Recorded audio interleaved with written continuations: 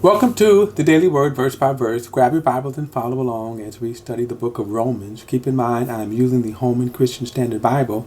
So if you're using a different translation, the read is different, but the message is the same. We're going to pick it up in chapter 3. And we are defining words. As I said, these words are so important to understanding what salvation is that people kind of gloss over the words, and so I want to again sort of go out of the way to again to define them so that when we read them, this is what registers in your mind. So we already defined salvation, and then we defined it sin last time. So now I want to talk about the consequence. In other words, what did sin produce? Remember, salvation is we're saved from sin and the consequences. So what is that consequences? Well, remember, sin is a willful disobedience to God. Anything less than God's perfection, anything less than God's purity is sin. Anything. So no matter how much, your little attitude is sin, as opposed to the mass serial killer, okay? Once it's contaminated, sin contaminates you. Because anything short of God's glory, and there's a verse in there, anything short of God's glory, less than his perfected holiness, is sin. And so, but how did we get here? Well, in chapter 5, we get a little more clarity in this, but Adam's sin contaminated the earth. Lucifer's sin contaminated the universe. In other words, the universe of God. He rebelled. So since Lucifer, sin had contaminated God's creation. What sin produces death. Now there are three kinds of death. And so when you see this word death, there are three ways of defining this word. The root meaning of death is separation. It means to be separated from. Okay? It means to be separated from. So there is spiritual death, there is physical death, and then there is eternal death. I'm going to take eternal death first because we're not going to deal too much on that. Eternal death is the eternal banishment from God. That's the going to hell, lake of fire, the eternal consequences of not obeying the gospel. Okay, so we kind of all know that. I'm not going to deal too much with that in this context, but that's what eternal death means. In the book of Revelations, it is referred to the second death. Those who refuse to obey the gospel. Now, when Adam sinned, he caused a spiritual death. What that meant was he was spiritually separated from God. Now, God had told him, don't eat of the tree. Now, in the day that you eat of the tree, you will die. Well, the funny thing happened. Adam did eat the fruit, but he lived another 900 and I believe it was 30 years, okay, that Adam lived. Well, why did he live 900 years after when God said he was going to die? Because the death was a spiritual death. What that simply means is that he was cut off from the life of God. God's presence permeated the earth during Adam's time before he ate the fruit. That's why I said Adam knew a sinless world. He knew a world that was not full of the curse and death and sorrow and sickness. God's presence was here. But when he ate the fruit, he was separated. He was cut off. He was alienated from the life of God. Imagine this piece of paper, and what death does, it's like taking this and ripping it apart. So now, this is God's existence and God's creation, and we're all a part of that. And when Adam sinned, it's like he broke off that resistance. He broke off that. He alienated us from God's life. So now we're existing apart from God.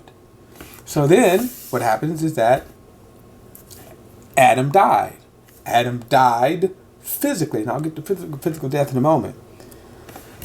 Now, it's important to understand Adam's problem and then subsequently man's problem, because we're all descendants from Adam. We were born with a sin nature. Meaning this, we were born separated from God. We were born apart from God. And that's important because our sin nature, we know nothing about God. We have nothing to receive from God. See? Because we're alienated from him. That's why man lives according to his sin nature. That's why man is a sinner by nature. So, if we are a sinner by nature, right? And by the way, you cannot do good to get out of that sin. You cannot do good because why? I'm still separated. So think about this. Man needs to be reconnected to God. So let's say all of your good works, and I'll get to the law and good works, but all of your good works that you do, right? Let's say you help a lady across the street, you go to church on Sunday, right? You sing from the choir, you do all these good works. Your problem still is you need to be connected to God, and you're not. Now, because you're not connected to God, now you live by this sin nature in you. You are a slave to that sin. Nothing you do as a sinner can ever connect you to God. It doesn't give you brownie points to get into heaven. Why? Because your problem is you're apart from God. So salvation comes, I need to be connected back to God, and that's what Jesus did. We're going to show you how he did that. Paul tells us how he did that. Now, the other death is physical death, of course, and that now it's going the other way. It's our soul and our spirit that, is separated from our human bodies. Now, we all know death, right? We all know that. If you're living long enough, you have seen death. And there's always something eerie about it, isn't it? Always something, right? Because, unlike TV, how they look at, death. You've been in the presence of a person. If you ever are in the presence of a person who's died, you come upon that, this person is dead. Why? Their soul and spirit is separated from their body. And that's what happened to Adam. He was first alienated from God, and because he was alienated from God and he didn't have the life of God in him, his physical body died. And that's what simply happens. Our physical body wears out. What is interesting, if you study the human body, everything about the human body is designed to regenerate itself. But because we don't have the life of God and the curse is in the earth, we die. Now, so those are the three kinds of death, and then the consequences of sin. Now, one of the interesting things is that's the condition of man. We need to understand that that's the condition of man. So why do we need to be saved? Well, because of Adam's sin, we were alienated from God. We, man, cannot. We are hopelessly lost in sin.